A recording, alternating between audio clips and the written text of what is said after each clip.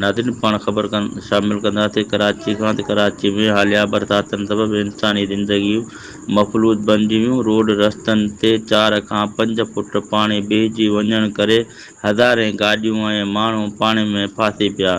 जॾहिं त काफ़ी इलाइक़नि में ॿेड़ियूं घुराए फाथल माण्हुनि खे रेस्क्यू कयो वियो, पर हमेशह पुलिस ते आङुरियूं खंया वेंदा हुआ।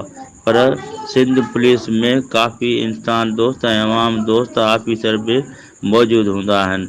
जॾहिं त अॼु तेज़ बरसातनि सबबि केतिरियूं ई गाॾियूं सोराब ॻोठ थाणे जे हद सिपिर हाईवे भरिसां पाणी में फासी बंदि थी विया।